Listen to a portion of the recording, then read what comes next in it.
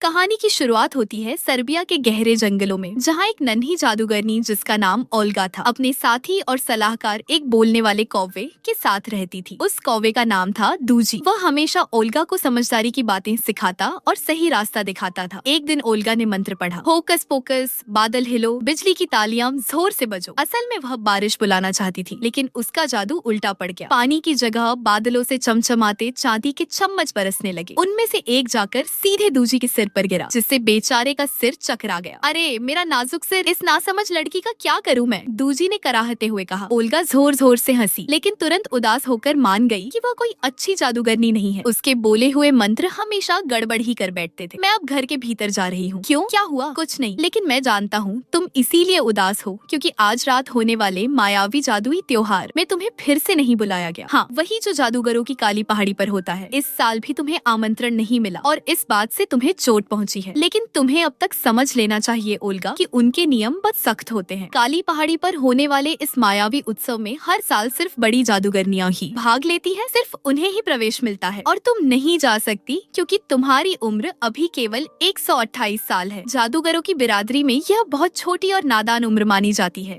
Olga गुस्से में बोली, ये बिल्कुल गलत है। पता नहीं किस पागल ने ऐसे बेकार नियम बनाए हैं। मेरा तो बहुत मन है उस उत्सव में जाने का। दूजी ने उसे दिलासा दिया और कुछ और साल धैर्य रखने को कहा। एक दिन आएगा जब बाकी जादूगरनियां तुम्हें खुद बुलाएंगी। लेकिन ओल्गा अब और इंतजार नहीं कर सकती थी। क्यों ना मैं चोरी छिपे उड़कर सीधे उत्सव में जा पहुंचूं? किसे क्या पता चलेगा? सभी जादूगरनियां तो नाचने गाने में ही मस्त रहेंगी। नहीं, बिल्कुल नहीं, तुम वहाँ नहीं जाओगी। दूजी ने चेताया। अगर तुम पकड़ी गई तो वे तुम्हें हमेशा के लिए जादूगर समाज से निकाल देंगे। तब तुम्हारा उत्सव में नाचने का सपना हमेशा के लिए टूट जाएगा और बड़ी जादूगरनियां तुम्हें कभी माफ भी नहीं करेंगी क्योंकि वे बहुत कठोर और निर्दयी होती हैं। इसलिए तुम्हारा वहाँ न जाना ही तुम्हारे लिए भलाई है। ओल्गा उदास होकर बिस्तर पर लेट गई और नींद में डूब गई। उसे देख दूजी भी गहरी नींद में सो गया। उसी जंगल के पास बसे गांव में दो भाई बहन रहते थे जिनका नाम था वेली और वेरोनिका। भैया, तुम जानते हो ना, आज वही रात है जब सारी जादूगरनियां उस काली पहाड़ी पर इकट्ठा होकर गाती नाचती है, मायावी जादू करती है। आज उनका त्योहार है। हाँ, मैं जानता हूँ, भाई ने अकड़ते हुए कहा, क्योंकि मैं तुमसे बड़ा हूँ तो मुझे तुमसे ज्यादा पता ही होगा, है ना? भैया, हम उन जादूगरनियों को पहचानेंगे कैसे? अरे ये तो बहुत आसान है। वे बेहद बूढ़ी और डरावनी लगती हैं। उनसे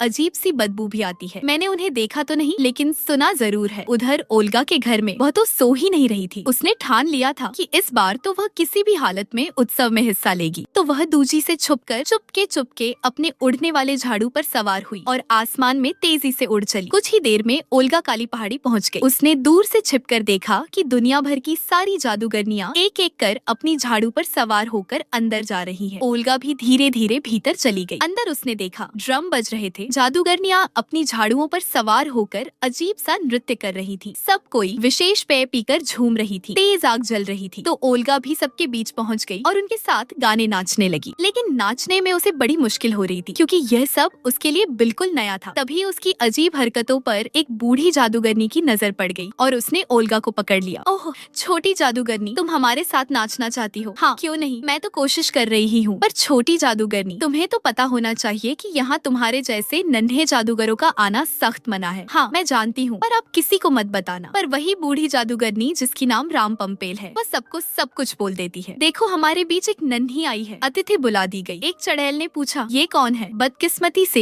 यह मेरी छोटी भतीजी है ओल्गा, जो अभी बहुत छोटी है। नहीं, मैं छोटी नहीं हूँ, मैं बड़ी हो चुकी हूँ। मैं 128 साल की हूँ, ओल्गा ने कहा। बाकी सारी चड़ैलों ने उस पर उपहास उड़ाया। तुम एक बेकार सी मामूली जादूगर हो। तुम बहुत छोटी हो, फिर भी इतनी सुंदर क्यों हो? तुम्हारे चेहरे पर अभी तक कोई झुर्रियां तक नहीं आई और फिर भी तुमसे बदबू क्यों नहीं आती? ऐसी बनोगी हमारी जैसी महान चड़ैल? वे बोली, तुम में तो हमारी जैसी कोई भी खूबी नहीं है। तभी उन चड़ैलों की मुखिया सामने आई। अरे नन्हे जादूगरनी, तुरंत अपनी झाड़ू पर बैठकर यहाँ से उड़ जाओ, वरना मैं तुम्हें मौत दे दूंगी, मुखिया ने कहा। ओल्गा दुखी होकर जाने लगी, पर उसने पूछा, क्या मैं अगले साल आ सकती हूँ? मुखिया बोली, ठीक है, पर उसके लिए तुम्हें पहले एक परीक्षा पास करनी होगी। मुखिया चड़ैल ने फिर उसे एक जादुई किताब दी जिसमें जादू के सारे तंत्र मंत्र लिखे थे जिन्हें तुम्हें अच्छी तरह याद करके सीखना होगा। तुम्हारे पास 1 साल का समय है। अगले वर्ष उस उत्सव से एक दिन पहले हम सारी चड़ैलें तुम्हारी परीक्षा लेंगे। अगर तुमने सही जवाब दिए और सही मंत्र पढ़कर जादू किया तो तुम शामिल हो सकती हो। राम पंपेल बोली, अगर तुम पास नहीं हुई तो तुम्हें सदा के लिए एक सामान्य सी इंसान बना दिया जाएगा। ठीक है, मैं कल से इस किताब को पढ़ना शुरू कर दूंगी। अब मैं जाती हूँ। तभी राम पंपेल मुखिया से बोली, हम इसे आसानी से कैसे जाने दें? इसने नियम तो तोड़ा ही है, इसलिए इसे सख्त से सख्त सजा मिलनी चाहिए। राम पंपेल बोली, मेरे पास एक अच्छा जुर्माना है जिससे उसकी अक्ल ठीक हो जाएगी। उसकी उड़ने वाली जादुई झाड़ू ले लेनी चाहिए ताकि उसे 4 दिन 4 रात पैदल ही चलना पड़े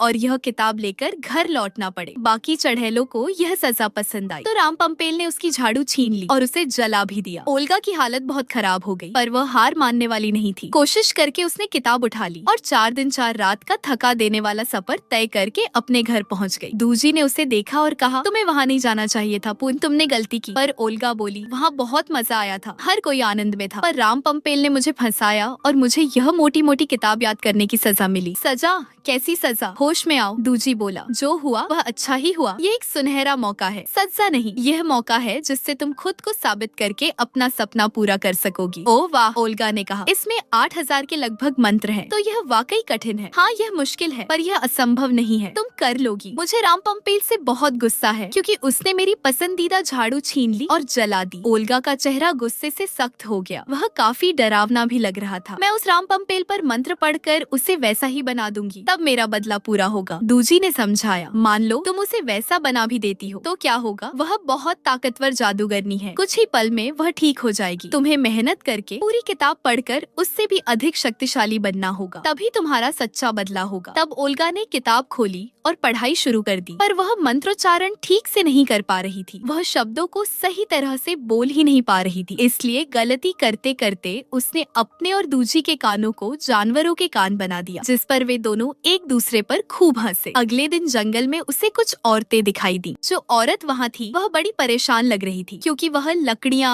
और कुछ फूल फल इकट्ठा करने आई थी, लेकिन हवा चल ही नहीं रही थी, इसीलिए पेड़ों से कुछ भी नीचे गिर नहीं पा रहा था। क्यों न मैं भंवर का मंत्र पढ़कर उसकी मदद कर दूं। ओल्गा ने सोचा, हवा हवा गोल घूम जाए, चक्रव्यूह तुरंत बन जाए। मंत्र पढ़ते ही तेज तूफान उठा, जिससे पेड़ों की लकड़ियाँ और बाकी चीजें सब नीचे गिरकर ढेर हो गयी। औरतों ने उन्हें जल्दी जल्दी टोकरियों में भरा और जाने लगी ही थी कि तभी जंगल का चौकीदार वहाँ आकर बोला, तुम लोग यह सब नहीं ले जा सकती, यह गैर कानूनी है, तुमने यहाँ घुसकर अपराध किया है। पर ओल्गा निडर थी, उसने धीरे से मंत्र पढ़ा और उसे वश में कर लिया। चौकीदार ने मानो मजबूरी में कहा, हाँ तुम सब यह सामान बिना रोक टोक ले जा सकती हो। उसे खुद समझ नहीं आ रहा था कि ये शब्द उसके मुंह से कैसे निकल रहे हैं। खैर, उसे सबक सिखाने के लिए ओल्गा ने आदेश दिया, मुझे उठाकर घर तक पहुँचा दो। तो चौकीदार ने उसे अपनी पीठ पर उठाया और घर तक छोड़ आया। इस काम में उसका पसीना छूट गया। उसी दौरान एक काली बिल्ली चुपचाप यह सब देख रही थी। घर पहुंचकर ओल्गा बड़ी खुश हुई। उसने सारी बात दूजी को सुनाई। दूजी ने गंभीर स्वर में पूछा, क्या तुम सचमुच एक अच्छी और महान जादूगरनी बनना चाहती हो? हाँ दूजी, ये भी कोई पूछने की बात है? इसी से तो मेरा सपना पूरा होगा। अगर ऐसा है तो तुमने उन औरतों की मदद क्यों की और उसी चौकीदार से बदला क्यों लिया? मनुष्यों की दुनिया में अच्छाई का मतलब होता है लोगों की मदद करना, उनकी परवाह करना, पर जादूगरनियों की दुनिया में इसका उल्टा माना जाता है। एक महान जादूगरनी वही होती है जो इंसानों को परेशान करे, उनकी मदद न करे। यह सुनकर ओल्गा बहुत उदास हो गई। उसे बुरा लगा क्योंकि बचपन से ही उसका स्वभाव ऐसा था कि वह किसी के साथ बुरा नहीं कर सकती थी,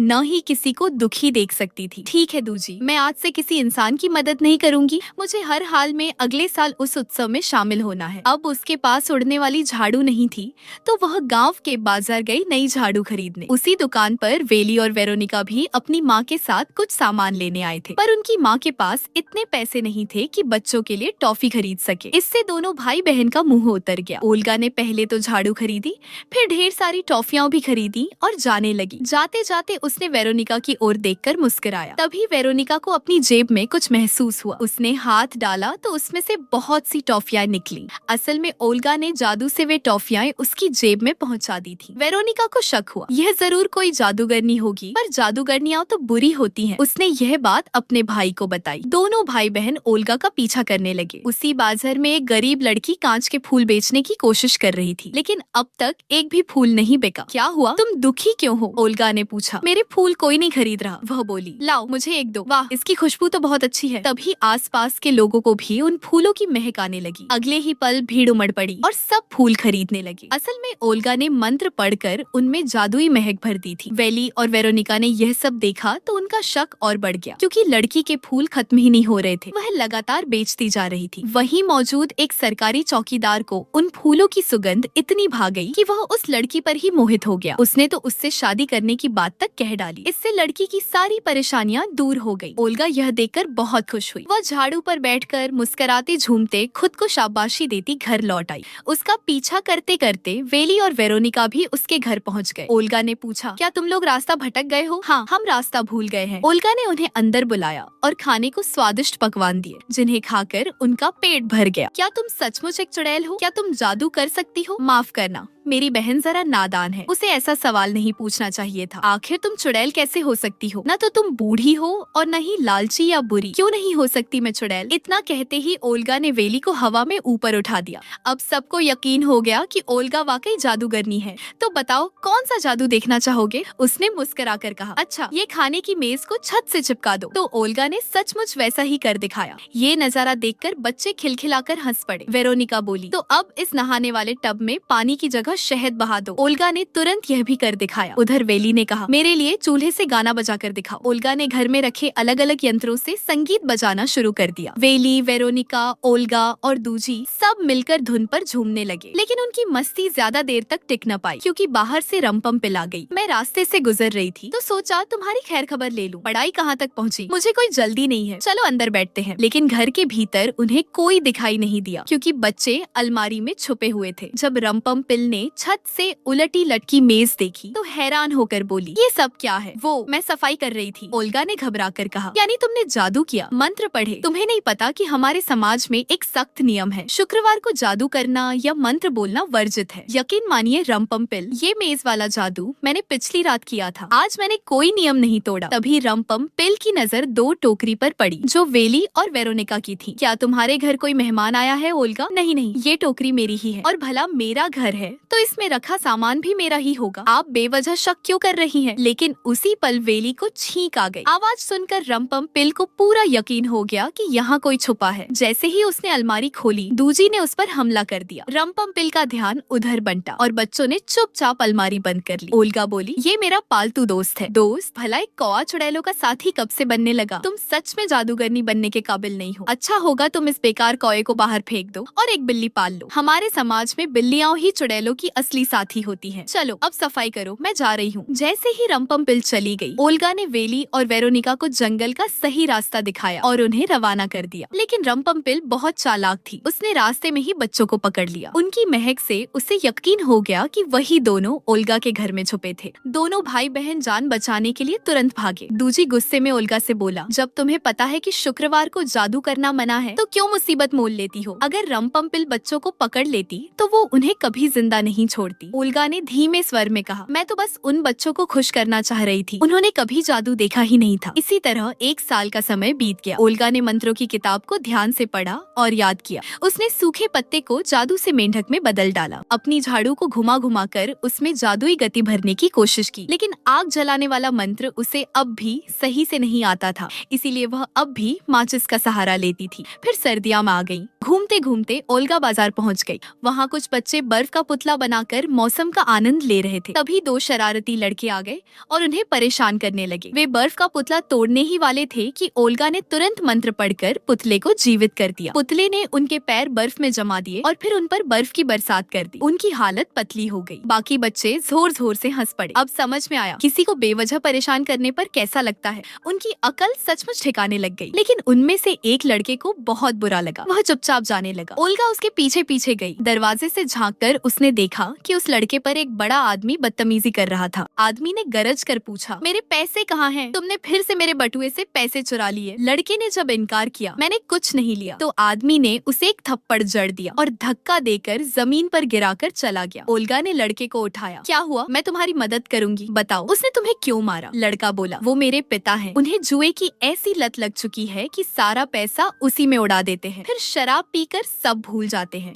आज भी उन्होंने कहीं पैसे गंवाए और और उसका गुस्सा मुझ पर निकाला। चिंता मत करो, ओल्गा ने कहा, मैं तुम्हारे पिता को इस बुरी आदत से छुड़ाने का कोई न कोई रास्ता जरूर निकालूंगी। लेकिन यह सब छिपकर देख रही थी रम्पम्पिल। रात को ओल्गा और वह लड़का उसी बार में पहुँचे जहाँ थोड़ी देर बाद लड़के के पिता भी जुआ खेलने आ गए। पिता ने गेंद फेंकी, पर गेंद सीधे निशाने की बजाय अचानक तिरछी हो गई और लकड़ी के फर्श को तोड़कर उसमें छेद कर गई। यह देखकर सबकी आंखें फटी रह गईं। भाई, ये कैसे हो सकता है? पिता ने दोबारा गेंद फेंकी तो और भी बड़ा नुकसान हुआ। बार के मालिक ने गुस्से में पिता को आखिरी चेतावनी दी, गेंद सही से फेंको, गलत मत फेंको। पिता ने सावधानी से फेंका, लेकिन फिर भी गेंद बेकाबू होकर जा लगी। फर्श टूट गया और छत का एक हिस्सा भी गिर पड़ा। मालिक तिलमिला उठा और पिता को धक्के देकर बार से बाहर निकाल दिया। असल में यह सब ओल्गा का जादू था, जिसने मंत्र पढ़कर पूरा खेल बिगाड़ दिया। लड़के ने अपने पिता को संभाला और उठाया। तभी पिता को भी अपनी गलती का एहसास हुआ। उन्होंने कहा, मुझे माफ कर दो बेटे, मैं तुम्हें बेवजह डांटता था। लड़के ने धीरे से जवाब दिया, मैंने कभी आपकी डांट का बुरा नहीं माना और सच कहता हूँ, मैंने कभी पैसे नहीं चुराए। पिता ने सिर झुका लिया। हाँ बेटा,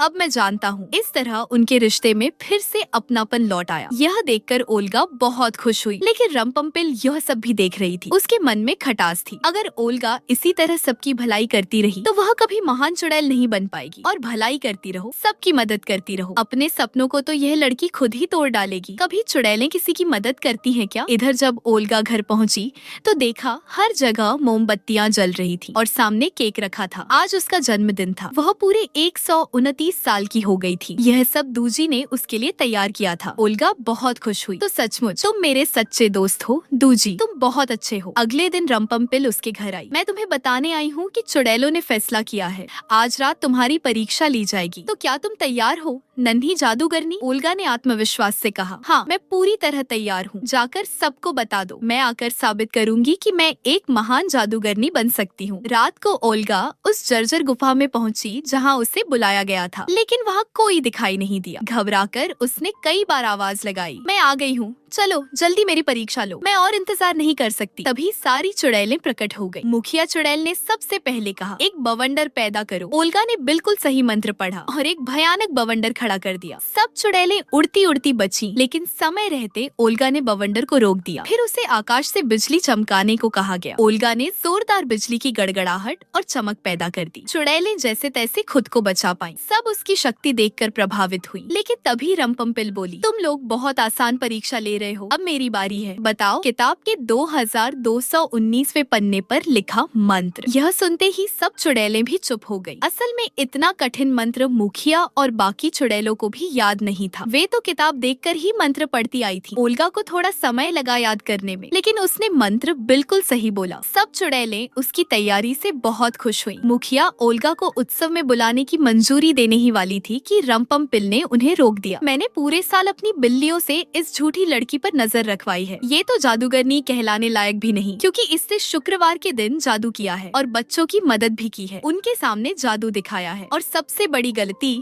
वो बच्चे अब ओल्गा से जरा भी नहीं डरते। इंसानों को हमसे डरना चाहिए, यही हमारी परंपरा है, जबकि यह लड़की हमारा डर ही मिटा रही है। उनसे दोस्ती करके उनके साथ सहानुभूति जताना हमारा सबसे बड़ा पाप है। ओल्गा बोली, मुझे इसके बारे में पता नहीं था, मुझे जश्न में आने दीजिए, मैं कुछ भी कर दूंगी, मैं भी बुरी बन सकती हूँ आपकी तरह। ठीक है, तुम्हारे पास कल रात तक का समय है। मुखिया ने कहा, मैं तुम्हें अपनी गलती सुधारने का एक मौका दे रही हूँ। रम्पम्पिल बोली, तुमने बच्चों की मदद की, तो क्यों न तुम उन बच्चों को पत्थर का पुतला बना दो। हाँ, यह काफी अच्छा होगा। इससे हमारी दहशत और भय और भी बढ़ जाएगी। अगर तुमने यह नहीं किया तो तुम्हारी सारी शक्तियाँ छीन ली जाएंगी और तुम्हें एक मानव बना दिया जाएगा। साथ ही तुम्हें शापित पेड़ में एक पत्थर बनाकर हजारों साल वहीं जिया जाएगा। ओल्गा बिल्कुल स्तब्ध रह गई, क्योंकि अब पीछे हटने का कोई रास्ता नहीं था। ओल्गा क्रोध से भरी हुई अपने घर पहुंची। जब उसने यह सारी बात दूजी को बताई तो दूजी बोला, ये तो बहुत गलत है, उसे सजा मिलनी चाहिए। ओल्गा का गुस्सा सीधे दूजी पर भड़क उठा। ये सब तुम्हारी गलती है। मेरी गलती? मैंने क्या किया? तुमने मुझे अच्छा बनना सिखाया था, सबकी मदद करो। ओए, ये सब तुम्ही ने शुरू किया था। मैंने तो तुम्हें कितनी बातें समझाई, रोका भी था। ठीक है, अच्छा, इस मुसीबत से निकलने का कोई रास्ता बताओ, कुछ काम आओ मेरे। लेकिन दूजी के पास कोई उपाय न था। रम्पम्पिल सही थी, तुम किसी से कम नहीं हो, एक बोझ हो जिसे मैं अब तक उठा रही थी। जब तुम मेरी मदद नहीं कर सकते तो मेरे साथ रहने का कोई हक नहीं तुम्हें। निकल जाओ मेरे घर से। और ओल्गा ने उसे घर से बेदखल कर दिया। दूजी को बहुत बुरा लगा, पर जाते जाते उसने कहा, यह तुम नहीं हो ओल्गा, तुम कभी बुरी नहीं बन सकती, चाहे कितना भी नाटक कर लो। अब पूरा एक दिन शेष था, इसीलिए ओल्गा वेली और वेरोनिका को पत्थर बनाने के इरादे से उनके पास पहुंची। लेकिन उससे पहले रम्पम्पिल उससे मिली और बोली, यदि तुमने बच्चों को पत्थर नहीं बनाया तो मैं उन्हें मार दूंगी। अंदर पहुंचकर चुड़ैलों ने दबाव बनाया और पत्थर बनाने का मंत्र पढ़वाया, पर वह चाहकर भी ऐसा नहीं कर सकी क्योंकि वह जानती थी कि यह गलत है। वह उदास हुई, मैं कोई भी बुरा काम नहीं कर पा रही हूँ, पर तुम्हें बुरा क्यों करना है? यह अच्छी बात है कि तुम किसी को दुख नहीं पहुँचा सकती। मेरे जादू की आज आखिरी रात है और उसके बाद मैं कभी भी जादू नहीं कर पाऊंगी और सदैव के लिए एक पेड़ में समा जाऊंगी। ये सुनकर वेली और वेरोनिका को उस पर तरस आ गया, लेकिन जाने से पहले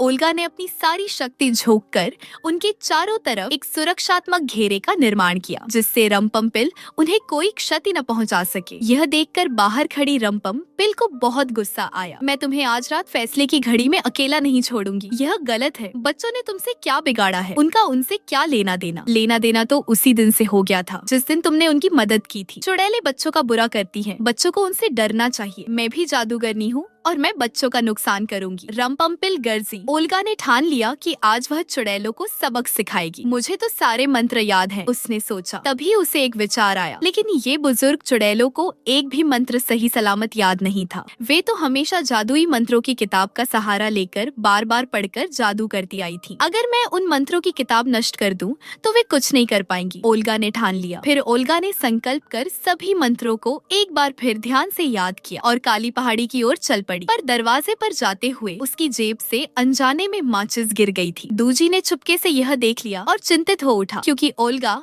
आग जलाने का मंत्र कभी सही से नहीं पढ़ पाती थी, इसलिए वह हमेशा माचिस का सहारा लेती थी। दूजी ने सोचा, मुझे ओल्गा की मदद के लिए जाना होगा। उत्सव में सारी चुड़ैलें इकट्ठा हुईं, पर वहाँ काफी अंधेरा था, आग भी नहीं जल रही थी, सब उदास से लगे थे। तभी ओल्गा सामने आई और मंत्र पढ़कर चुड़ैलों की जादुई झाड़ुओं को हवा में उड़ा दिया, उनसे छीनकर भट्टी में डाल दिया। फिर उसने एक और मंत्र पढ़ा, जिससे उनके घरों में रखी जादुई मंत्रों की किताबें उड़ती हुई वहीं आ पहुँची। झोपड़ी में सब किताबें गिर पड़ी। फिर ओल्गा ने आग जलाने के लिए माचिस ढूंढी, पर उसे वह कहीं नहीं मिली। उसी पल वह आग का मंत्र भी याद नहीं कर पाई। इधर मौका देखकर सारी चुड़ैलें उसकी ओर झपट पड़ी ताकि उसे पकड़कर मार डाले। तब ओल्गा ने दिमाग लगाया, आग का मंत्र छोड़कर दूसरा मंत्र पढ़ा और सबको साधारण इंसान बना डाला। उनकी सारी शक्तियाँ छीन ली। फिर एक एक कर सभी चुड़ैलों को छोटे छोटे मेंढकों में बदल दिया। लेकिन उसी बीच रम्पम्पल चुपचाप छिप गई और वहाँ से गायब हो गई। कुछ देर बाद डोजी भी माचिस लेकर ओल्गा की मदद के लिए पहुँचा, मगर डोजी बहुत बूढ़ा हो चुका था। उसने आज केवल ओल्गा के लिए 100 साल बाद उड़ान भरी थी। 100 साल से वह बिल्कुल नहीं उड़ा था, इसीलिए उसकी हालत बहुत खराब हो गई थी। यह देखकर ओल्गा को अपनी गलती का एहसास हुआ। उसने डोजी से माफी मांगी और उसे गले से लगा लिया। तुम मेरे सच्चे असली दोस्त हो। तुमने सिर्फ मेरे लिए अपनी जान की बाजी लगा दी। धन्यवाद मेरे प्यारे डोजी, मेरे सबसे अच्छे कॉय। तभी मौका देखकर रम्पम्पल ने चुपके से मंत्रों की किताब निकाल ली, लेकिन ओल्गा ने तुरंत उसे देख लिया। डर के मारे रम्पम्पल बोली, अरे मैं तो बस यूं ही देख रही थी। ये सब तो मकड़िया चुड़ैल की गलती है। मैंने तो उसे बहुत समझाया था कि ओल्गा से बच्चों को पत्थर बनाने को मत कहो, पर वह घमंडी थी। हम दोस्त बन सकते हैं ओल्गा, मैं बुरी नहीं हूँ। बाकी सब चुड़ैलों की गलती है, मुझे कुछ मत करना। आओ मिलकर नाचते गाते हैं। लेकिन ओल्गा उसकी मीठी मीठी बातों में नहीं आई। उसने मंत्र पढ़कर रम्पम्पल को वैसा ही डरावना रूप दे दिया